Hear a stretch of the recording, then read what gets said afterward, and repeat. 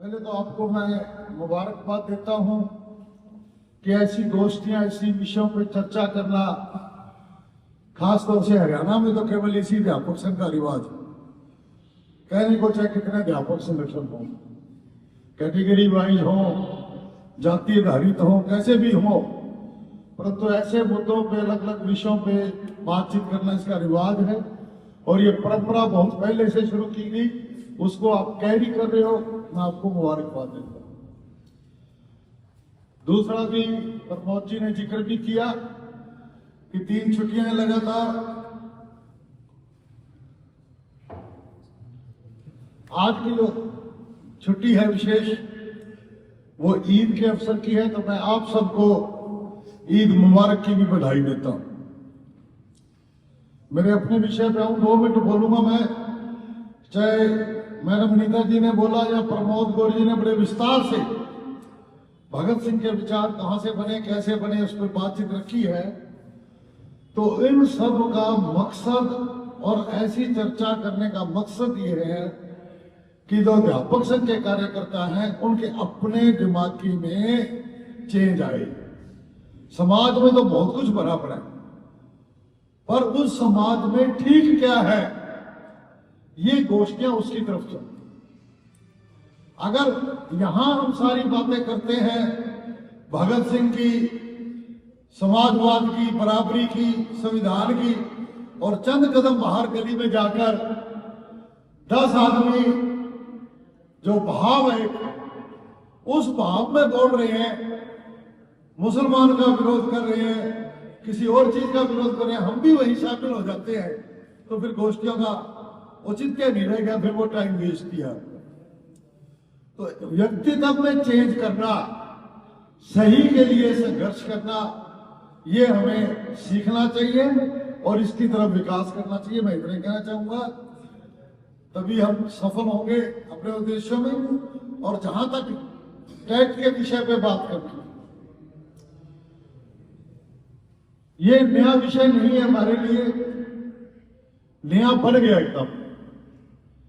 Teacher eligibility test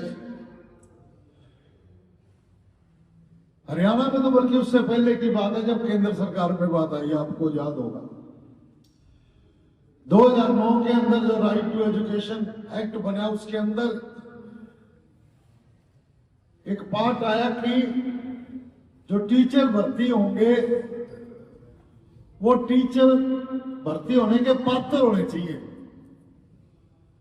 नई चर्चा आई, ये कहां से आई, कैसे आई, हो सकता है हरियाणा से बात निकली हो, हमारे तो 2008 में लागू हो गया। और ये परीक्षा की बात आ गई, जो पंचायती राज के टीचर लगे थे पहले, हुड्डा साहब ने घोषणा करी है तो राजस्थान के पानी भर दिए। शब्द याद है मेरे को, सारे हम थे उस आंदोलन में, कि चौटाला ने तो राजस्थान के पानी भर दिए, टेस्ट लेंगे इनका। पहली बार शब्द वहां आया टेस्ट। इसी अध्यापक संघ ने विरोध किया करके, इसी रोहतक के मैदान में 3 दिन का पड़ाव डाला। सिवासा साहब बैठे हैं, मैं था पास्टिव।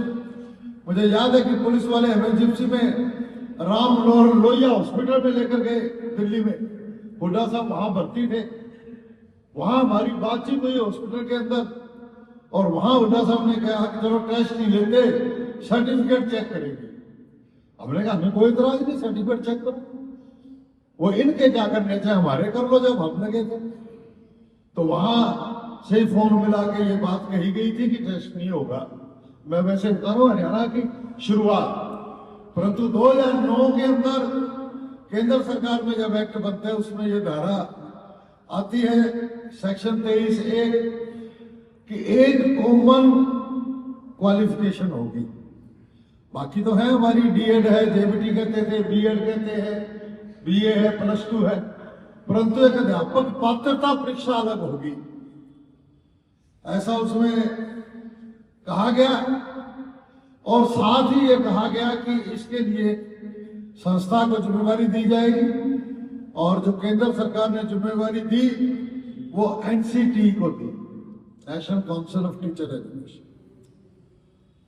और उस काउंसिल ने 2010 में ये पारित हुआ था। 23 अगस्त 2010 को एनसीटी ने एक नोटिफिकेशन निकाला कि आज के बाद जो टीचर लगेंगे 1 से 8वीं, जहां राइट टू एजुकेशन लागू है, उसमें एक टेट की परीक्षा पास करनी होगी। वैसे इसी एक्ट में राइट टू एजुकेशन में जो 23(1) है यूनिफॉर्म का और 23(2) थी उसमें एक लाइन कि जो आज टीचर लगे हुए हैं उनको 5 साल में पास करना होगा। ये 2010 की बात है, परंतु किसी सरकार ने सीरियसली नहीं लिया, किसी डिपार्टमेंट ने लिया, एनसीटी ने भी नहीं लिया, नोटिफिकेशन में लिख दिया। बल्कि उसके बाद 10 से 5 साल की छूट थी 15 की, और 15 से फिर 4 साल की छूट दे दी गई कि 31 मार्च 2019 तक पास करना होगा जो लगे हुए। परंतु ये लिखी बातें किताब में, एक्ट में लागू कहीं नहीं हुआ, बल्कि कुछ स्टेट ने, जिनमें तमिलनाडु है, आंध्र प्रदेश है, तेलंगाना है, इन्होंने अपनी गजट नोटिफिकेशन जारी कर दी कि हम 15 साल की छूट देते हैं विधानसभा में। ये जो टेट पास नहीं करे हुए आज लगे हुए 2010 में, इनको 15 साल की छूट है। केंद्र सरकार ने 5 साल की दी, फिर 4 साल की, 19 के बाद कोई छूट नहीं आई। परंतु 19 से आज 25 हो गया था पिछले साल, कोई जिक्र नहीं आया किसको पास करना है नहीं करना। 2 केस थे हमारे, एक महाराष्ट्र में चला हुआ था, जो अल्पसंख्यक संस्थाएं हैं, अंजुमन इशाद ए तालीम ट्रस्ट, उनका और महाराष्ट्र सरकार का केस था। वो अल्पसंख्यक संस्थाएं बिना टेट के अपनी भर्ती कर रही थी, तो बिना टेट की भर्ती के महाराष्ट्र गवर्नमेंट ने उनकी ग्रांट वगैरह रोकी और वो केस चल रहा था। इसी प्रकार तमिलनाडु में इस एक्ट को लागू करते हुए प्रमोशंस के अंदर भी टेस्ट रख दिया गया। ये बातें सारी जगह ही हरियाणा में आई 2012 के नियम में छप भी गई थी बात 2012 के जो हरियाणा के नियम है।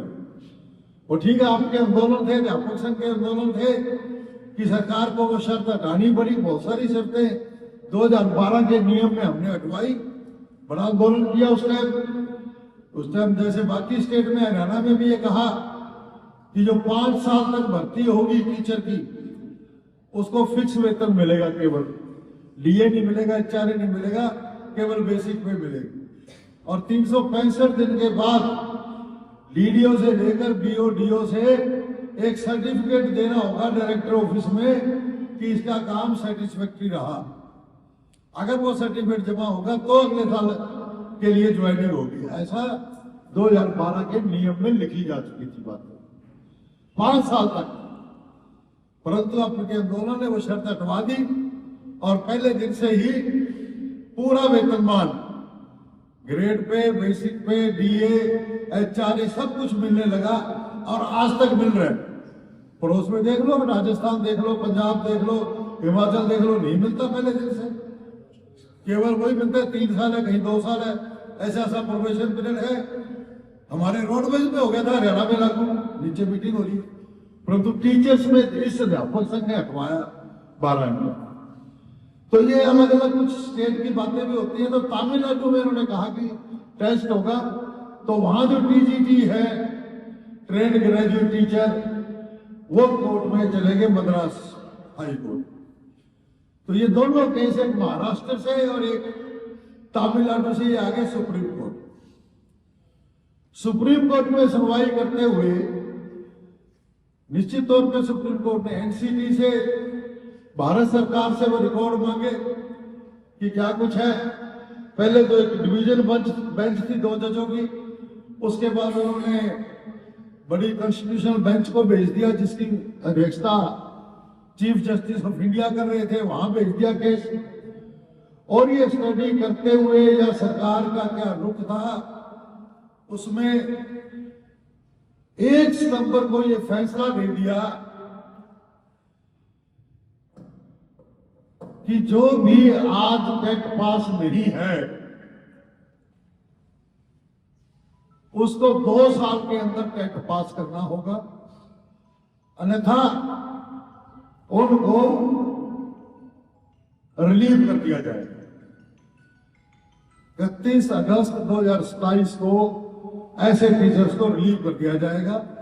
साथ में एक उन्होंने दया भावना दिखाते हुए, आर्टिकल 142 है संविधान का कि कुछ दया भावना दिखाई जा सकती है किसी कैटेगरी के प्रति, उसका उल्लेख करते हुए उन्होंने लिख दिया कि जिनकी रिटायरमेंट में 5 साल रह गई, यानी कि 2030 तक रिटायर होना जिन्होंने, उनको टेट पास करने की छूट देते हैं, परंतु 5 साल में प्रमोशन नहीं ले सकते।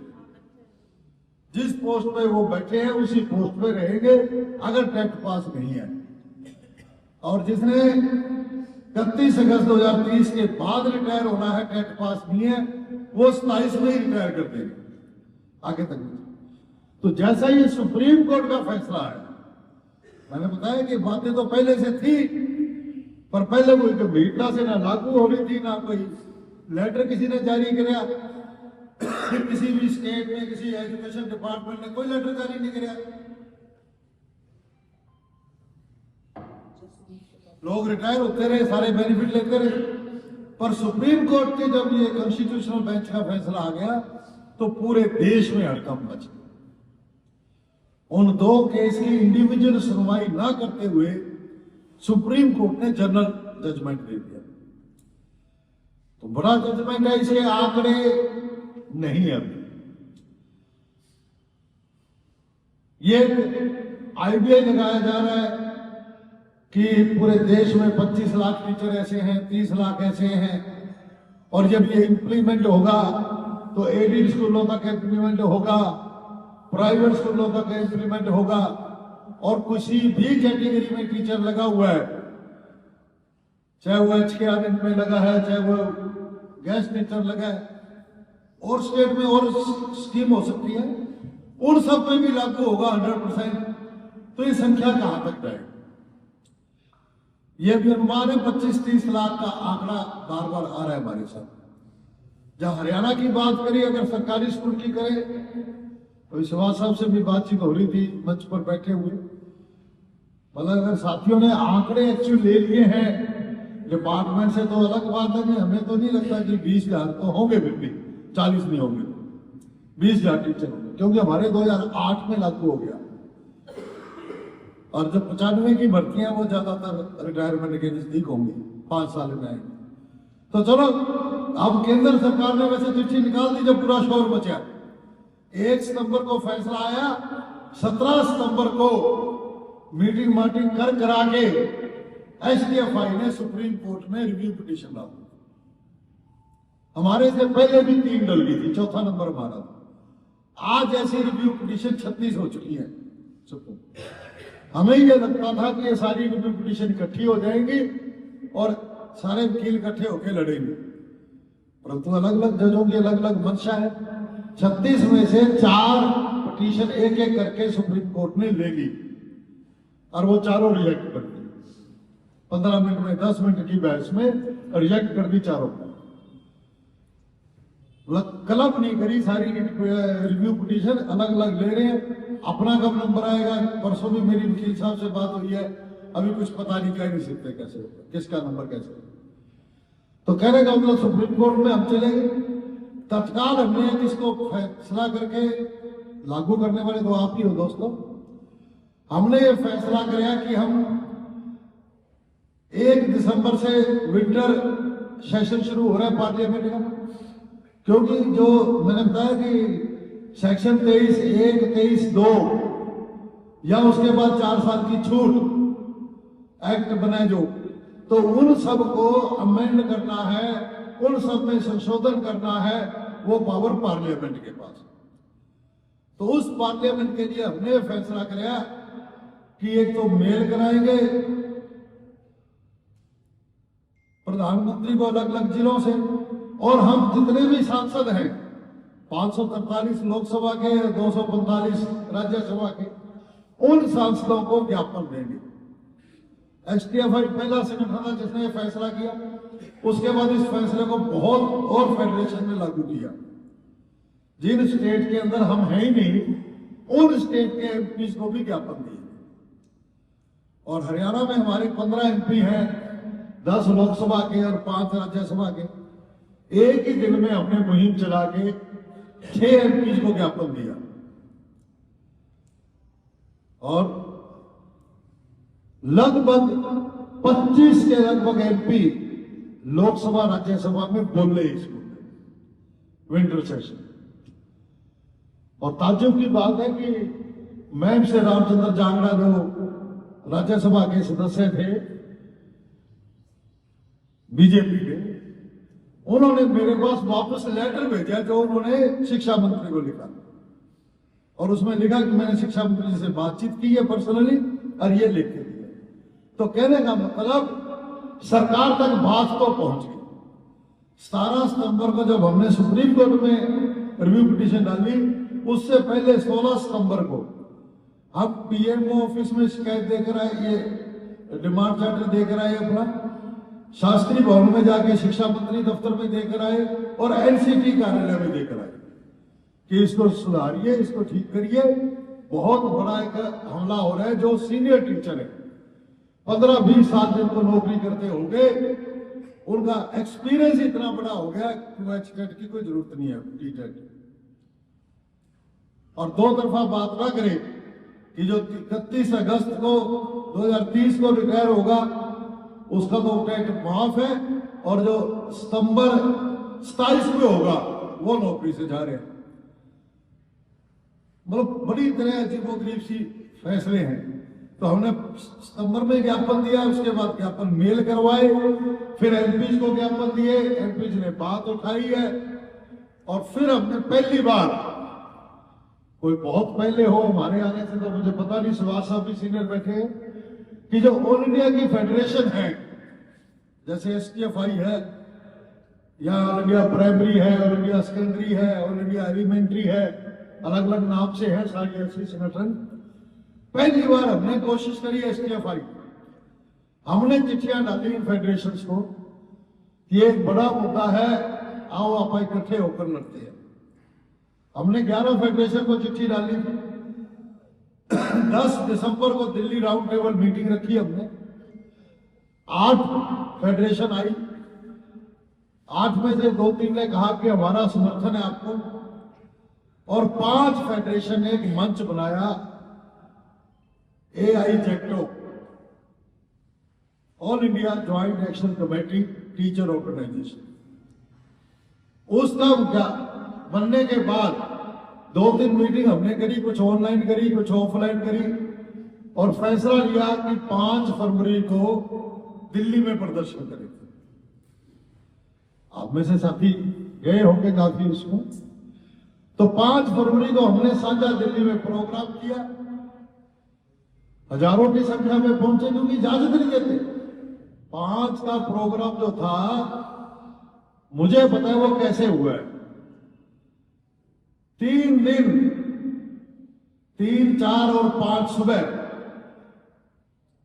हमारे कम से कम भी 12 घंटे लगे थाने के अंदर। आपके 250 आदमी नहीं आएंगे, आपके 400 आदमी नहीं आएंगे, स्टेशन से उतर के कोई नारा नहीं लगाएगा, बस स्टैंड से पैदल जत्था आते हुए नारा नहीं लगाएगा। पता नहीं कितनी शर्तें, कितनी सरकार डरती है इनके अंदर।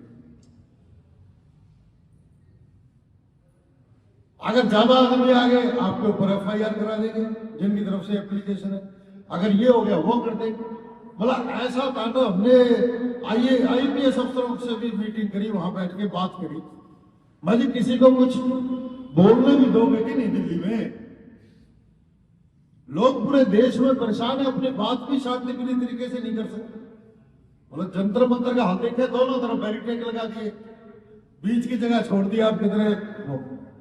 तो चलो लास्ट में आके उसने ये करा कि 5 एप्लीकेशन थी 5 फरवरी के प्रदर्शन, उन्होंने बाकी 4 को रिजेक्ट कराया, हमारी रखी। जो मैं 12 घंटे का राउंड लगाए, तो हमने उसको पता था कि मैं 500 कह दूं, 400 कह दूं, ये आएंगे आदमी, और सेंटर में स्टेज लगाएंगे बीच में। तो सारी घंटे, मतलब 12 घंटे बाद आप सोचते हो एकदम वहां से फोन आ गया, भाई हमारा प्रोग्राम कैंसिल है। चलो गया, 5 मेंबर पार्लियामेंट भी आए, सीपीएम के आए, सीपीआई, एमएल और कांग्रेस के भी एक एमपी आए कर्नाटक से। 5 मेंबर पार्लियामेंट वोट कर गए और लोगों ने समर्थन दिया। और उन्हीं मेंबर पार्लियामेंट जो सीपीएम के आए थे, उनकी सहायता से अगले दिन 6 तारीख को हम धर्मेंद्र प्रधान से मिले पार्लियामेंट के अंदर। पर ये सरकार का क्या नेचर है आपको पता ही है, वो सुनने को तैयार नहीं था। ये जो एमपी ने रिक्वेस्ट करके हमें मुलाकात करवाई, वो तो टाइम ही नहीं है कि हम चिट्ठियां दे आए, हमें कोई बुलाएगा, बातचीत करेगा। मेंबर पार्लियामेंट ने चिट्ठी दी, भी हमारे साथी है, टीचर हैं, इनको बुलाइए, तो जाके 4 लोग अलाउड करते हैं। 5 तो हमारी फेडरेशन थी, मतलब 4 लोग का पास बनेगा बड़ी मुश्किल से। पार्लियामेंट में 10 मिनट मिले, बोले ठीक है कोर्ट कर रही है। हमने कहा जी कोर्ट तो कर रही है, पर कोर्ट तो कानून को लागू करवाती है ना, कानून तो आप बनाइए। यहाँ इतने लाखों लोग, बात केवल लाखों लोग की नौकरी की भी नहीं है। एक दिन लाखों लोग स्कूल से बाहर आएंगे, भर्तियां कौन करेगा एक दिन में? करोड़ों बच्चों की बात है, टीचर विहीन हो जाएंगे, स्कूलों से टीचर निकल जाएंगे, कैसी अफरा तफरी का माहौल होगा।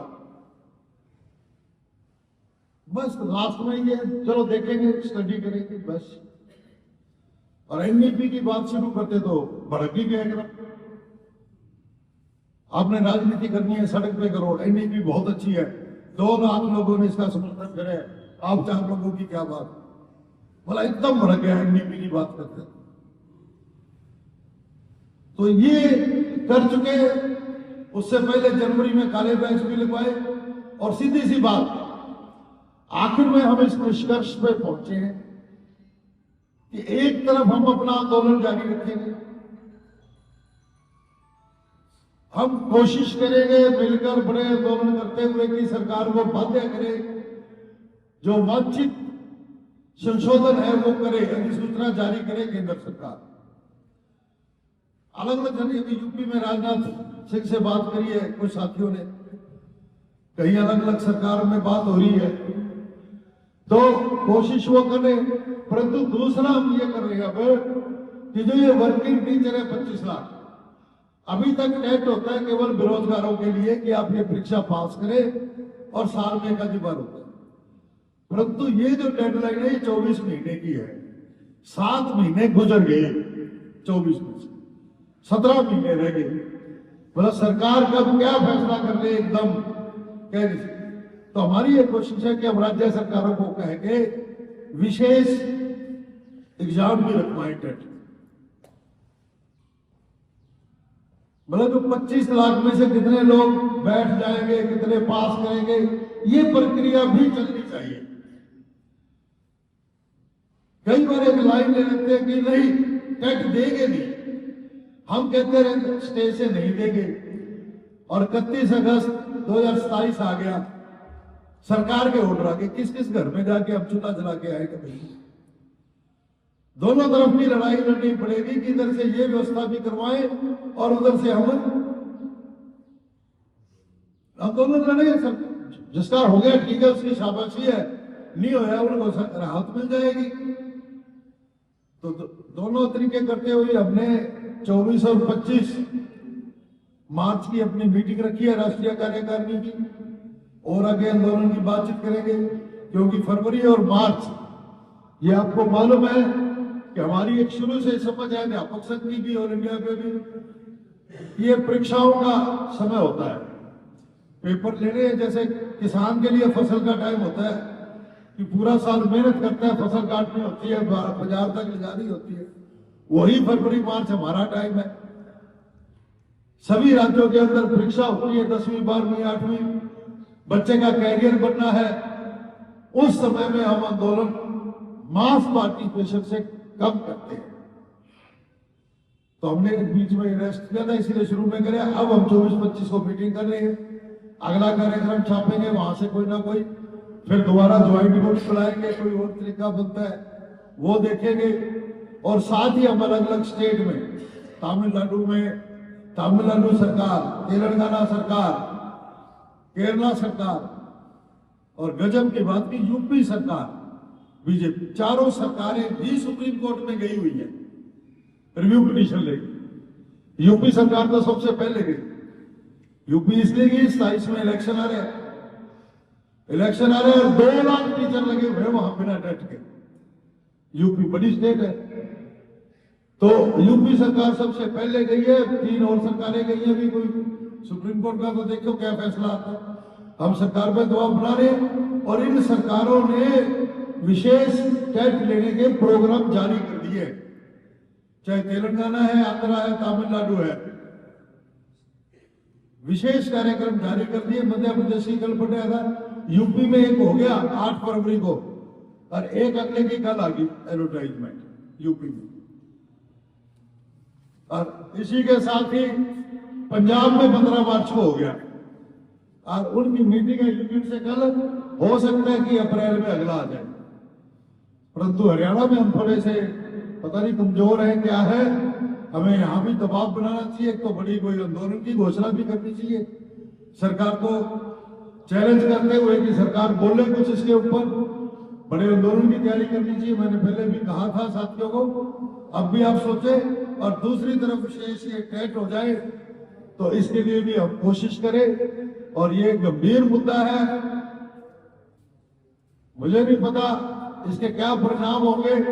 जैसे पहले 5 साल की छूट थी, 4 साल की छूट थी, या अब रिटायरमेंट में जो 5 साल रह गए, कोई ऐसी लाइन आ जाए कि सभी की नौकरी बच जाए, एक भी धक्के से रिलीव ना हो, ऐसी कोशिश होनी चाहिए। उसके लिए हमारा संघर्ष जरूरी है। एक थोड़ा सा आइडिया ले ले, यहां कितने साथी हैं जो इसके अंदर आते हैं जिन्होंने टेट पास करना पड़ेगा? तो संख्या छोटी नहीं है, देख लो संख्या, आधे तो है, ज्यादा नहीं। तो इनकी लड़ाई लड़ो आप आगे बढ़कर। इनकलाब जिंदाबाद। धन्यवाद।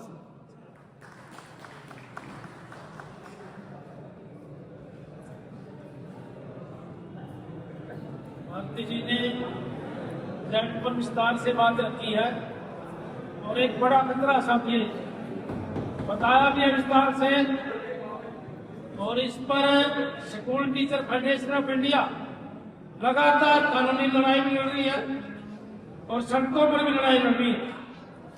और जो भी आदेश STFI से आता है, हरियाणा विद्यालय अध्यापक संघ, उसको मुस्तैदी से प्रदेश में लागू करता है, आगे भी लागू करेंगे। और साथियों में काफी टाइम हो चुका है, अब टाइम कम लगेगा, समापन की तरफ बढ़ रहे हैं। अब मैं निवेदन करता हूं राज्य प्रधान साथी प्रभु सिंह जी ने वे आए और जो आगामी आंदोलन है उसके बारे में बताएं और आए हुए मेहमान उनका स्वागत करें। साथी प्रभु सिंह।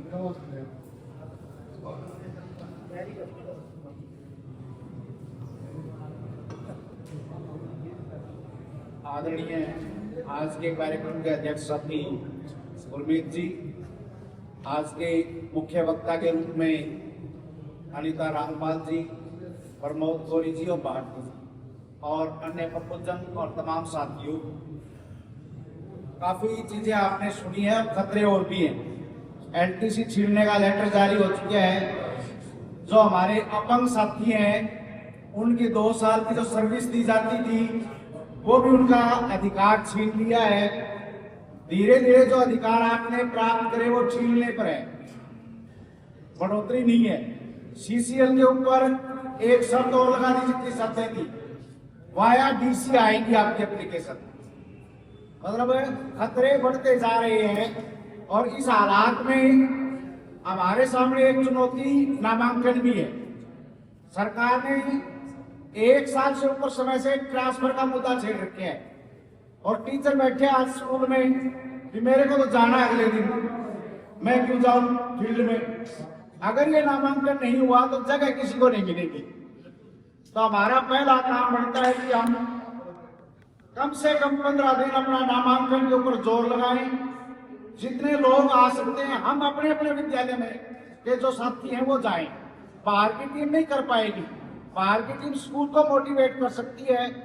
वो टीम जाए, नामांकन को चलाए और दूसरा प्रोग्राम आपके बीच में है 15 अप्रैल से 30 अप्रैल के बीच चुने हुए 90 विधायकों को इस टेट के विरोध में राहत लेने के लिए ज्ञापन देना आपको। वो चीज आप करेंगे और समापन से पूर्व राज्य कार्यकारिणी के साथ भी यहाँ रुकेंगे। अभी समापन नहीं हुआ कुछ है। और ये 5 किताबें हैं हमारे सामने अध्यापक संघ की। स्कूल में नारे कैसे लिखे जाने चाहिए, एक छोटी पुस्तिका है। विद्यालय के अंदर प्रार्थनाएं कैसी हो, उसके ऊपर एक पुस्तिका है 10-10 रुपए की। ये शिक्षा माला के अंदर 4-5 टॉपिक हैं जो अध्यापक संघ आपके बीच लगातार करता है। वो पढ़ने के लिए आपके लिए ये 25 रुपए की है शायद।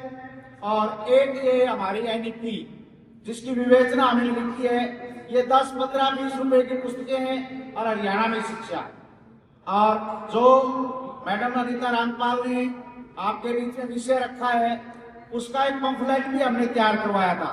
इनसे पहले हमने अपील की थी कि इसका कोई लिखित डॉक्यूमेंट हो। कुछ चीजें शायद ठीक तरह से हम बिल्कुल समझ नहीं पाए।